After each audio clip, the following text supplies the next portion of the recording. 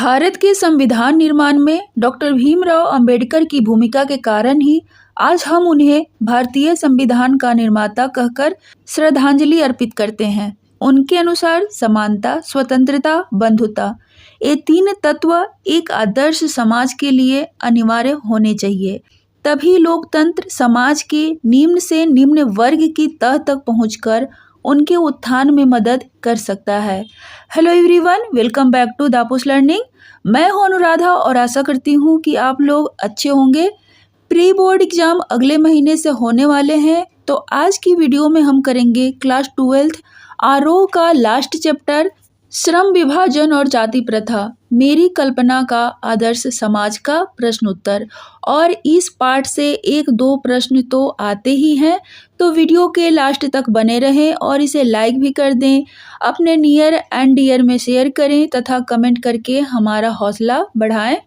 प्रस्तुत पाठ अंबेडकर के विख्यात भाषण इनिहिलेशन ऑफ कास्ट जो उन्होंने 1936 में दिया था, उसी का हिंदी रूपांतरण यह पाठ है, जो ललई सिंह यादव द्वारा किया गया है। आज के जाति मजहब आधारित विषाक्त राजनीतिक सामाजिक माहौल में इसकी प्रासंगिकता और बढ़ गई है।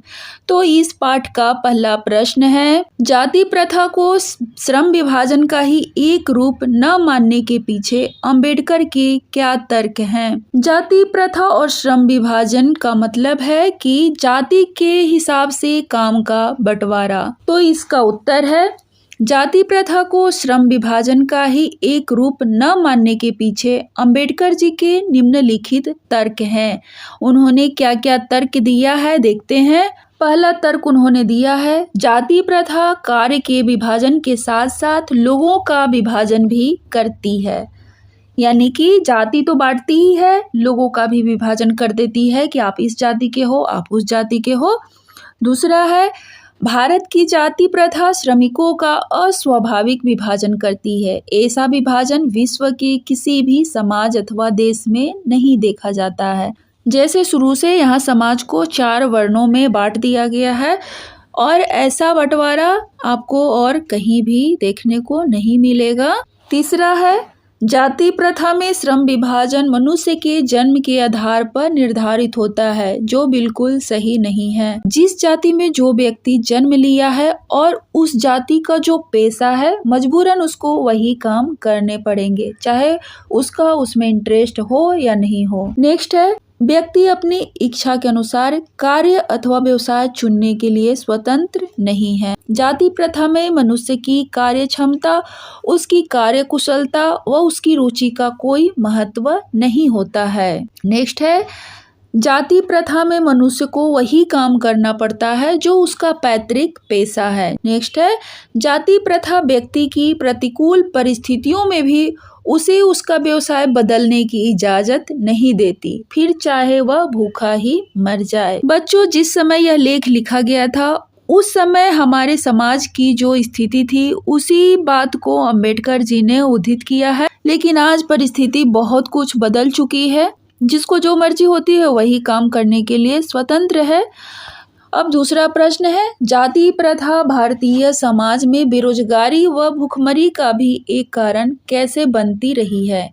क्या यह स्थिति आज भी है? तो उत्तर, जाति प्रथा भारतीय समाज में बेरोजगारी और भुखमरी का एक प्रमुख कारण बनती रही है, क्योंकि जाति प्रथा में व्यक्ति आजीविका के लिए वह कार्य करेगा, यह उसके जन्म से पहले ही तय कर दिया जाता है। इतना ही नहीं, उसे उसी कार्य को करते हुए जीवन यापन के लिए मजबूर किया जाता है। उसे अपना पेशा बदलने की अनुमति नहीं होती, फिर चाहे उसका पेशा उसे अच्छा जीवन न दे पाए या चाहे वह भूखा ही क्यों न मर जाए।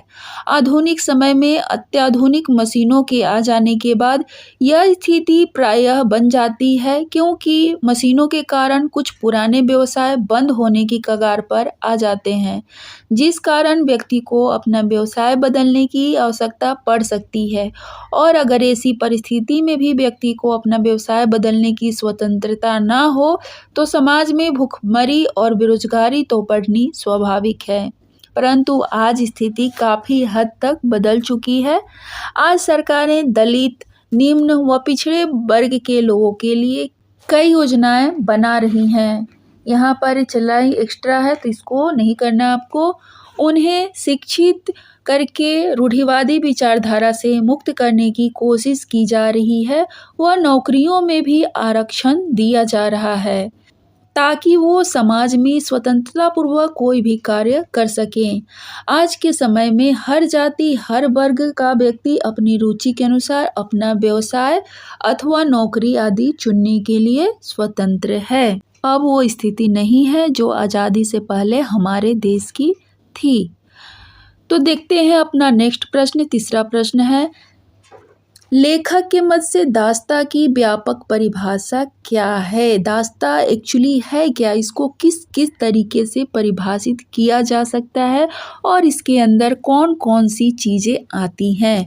तो उत्तर है, लेखक के मत के अनुसार दास्ता या गुलामी का तात्पर्य सिर्फ कानूनी गुलामी नहीं है, बल्कि दास्ता का तात्पर्य यह है कि किसी व्यक्ति को उसकी रुचि के अनुसार कार्य की करने की अनुमति न होना, अथवा यह भी कहा जा सकता है कि जब किसी व्यक्ति को उसकी शैक्षणिक योग्यता व कार्यकुशलता के अनुसार रोजगार या व्यवसाय चुनने की स्वतंत्रता न हो तो उसे समाज के द्वारा बनाए गए रूढ़िवादी नियम कानून के अनुसार अपना जीवन यापन करना पड़े, तो यह भी एक तरह की गुलामी ही है। सबको अपनी रुचि और कार्यकुशलता के आधार पर रोजगार चुनने की स्वतंत्रता होनी चाहिए। अगर ऐसा नहीं होगा फ्रेंड्स तो हमारी प्रोडक्टिविटी में भी कमी आ जाती है। अब नेक्स्ट प्रश्न है चौथा, शारीरिक वंश परंपरा और सामाजिक उत्तराधिकार की दृष्टि से मनुष्यों में असमानता संभावित रहने के बावजूद अंबेडकर समता को एक व्यवहार्य सिद्धांत मानने का आग्रह क्यों करते हैं? इसके पीछे उनके क्या तर्क हैं? तो उत्तर है, शारीरिक वंश परंपरा और सामाजिक उत्तराधिकार की दृष्टि से मनुष्यों में असमानता संभावित रहने के बावजूद अंबेडकर समता को एक व्यवहार्य सिद्धांत मानने का आग्रह इसलिए करते हैं क्योंकि किसी भी वर्ग या समुदाय में पैदा होना किसी व्यक्ति के हाथ में नहीं होता है। प्रत्येक व्यक्ति को अपनी कार्य क्षमता के विकास करने का समान अवसर मिलना चाहिए। अंबेडकर जी शारीरिक वंश परंपरा व सामाजिक उत्तराधिकार के आधार पर असमान व्यवहार को अनुचित ठहराते हैं। उनका मानना यह है कि यदि समाज चाहता है कि उसे बेहतरीन से बेहतरीन नागरिक व आदर्श व्यक्तित्व वाले व्यक्ति चाहिए, तो उसे समाज के प्रत्येक सदस्यों को बिना वर्ग की परवाह किए शुरू से ही समान अवसर व समान व्यवहार उपलब्ध करवाने चाहिए। समाज के सभी सदस्यों को उनकी रुचि के अनुसार उनका कार्य क्षेत्र चुनने की स्वतंत्रता होनी चाहिए, क्योंकि स्वतंत्रता, भाईचारा, समानता किसी भी समाज की उन्नति के लिए सबसे आवश्यक तत्व है। इन सारे तत्वों के बिना समाज, मनुष्यों का समाज तो बन नहीं सकता, है कि नहीं। पांचवा प्रश्न है, सही में अंबेडकर ने भावनात्मक समत्व की मानवीय दृष्टि के तहत जातिवाद का उन्मूलन चाहा है, जिसकी प्रतिष्ठा के लिए भौतिक स्थितियों और जीवन सुविधाओं का तर्क दिया है। क्या इससे आप सहमत हैं? तो उत्तर है इसका हाँ, हम लेखक की बात से सहमत हैं। उन्होंने भावनात्मक समत्व की मानवीय दृष्टि के तहत जातिवाद का उन्मूलन चाहा है, जिसकी प्रतिष्ठा के लिए भौतिक स्थितियों और जीवन सुविधाओं का तर्क दिया है। किसी भी समाज में भावनात्मक समत्व तभी आ सकती है जब समाज के सभी लोगों के पास समान भौतिक स्थितियां और जीवन जीने के लिए आवश्यक सुविधाएं उपलब्ध होंगी, क्योंकि यदि दो ऐसे व्यक्तियों में प्रतियोगिता की जाए जिसमें एक व्यक्ति सभी भौतिक सुख सुविधाओं में रहा हो और दूसरा अभावग्रस्त जीवन जी रहा हो, तो निश्चित तौर पर भौतिक सुख सुविधाओं में रहा व्यक्ति अभावग्रस्त जीवन जीने वाले व्यक्ति से प्रतियोगिता में आगे निकल जाएगा। समाज में जाति प्रथा का उन्मूलन तभी संभव है जब समता का भाव सभी में हो। समाज के सभी लोगों को शिक्षा, रोजगार व अपनी क्षमता का पूर्ण विकास करने का समान अवसर मिले, सभी को समान भौतिक सुख सुविधाएं मिले, व्यक्ति को अपनी रुचि व कार्य कौशल के आधार पर किसी भी कार्य क्षेत्र में कार्य करने की स्वतंत्रता मिले, तब असल में व्यक्ति के प्रयासों का मूल्यांकन किया जा सकता है। जैसे एक गांव के स्कूल में हिंदी मीडियम से पढ़ा बच्चा है और एक मेट्रो सिटी में रहता है जो कॉन्वेंट स्कूल में पढ़ा है, तो दोनों में बराबरी नहीं आ सकती है। दोनों में जमीन आसमान का फर्क होगा, उनके व्यवहार में, उनके विचारों में और उनकी प्रतिष्ठा में भी। तो दोनों का मूल्यांकन नहीं किया जा सकता है।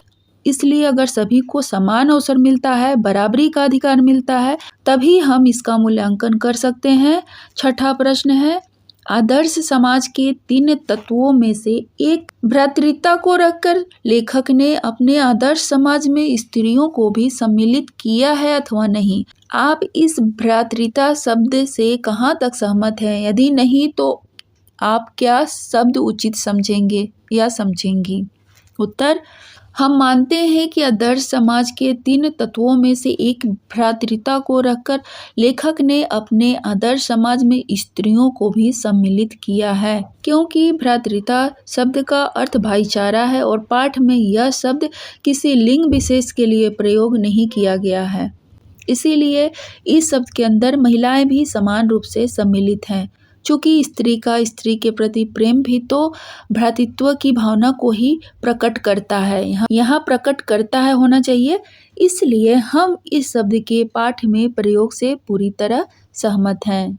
अब हम पाठ के आसपास का प्रश्न देखते हैं। पहला प्रश्न है, अंबेडकर ने जाति प्रथा के भीतर पेशे के मामले में लचीलापन न होने की जो बात की है, उस संदर्भ में शेखर जोशी की कहानी गलता लोहा पर पुनर्विचार कीजिए।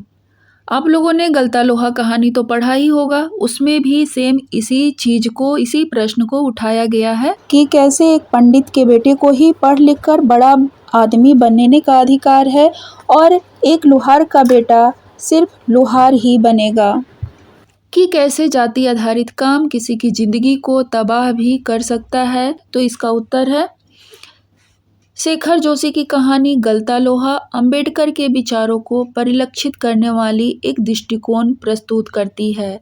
इस कहानी में एक जातिवादी समाज में एक लोहार के पुत्र को उसके पिता के पेशे का अनुसरण करने की परिपाटी दी जाती है, लेकिन उसकी रुचियों और क्षमताओं के अनुसार उसे वास्तविक रूप से एक शिक्षक बनने का ज्ञान होता है।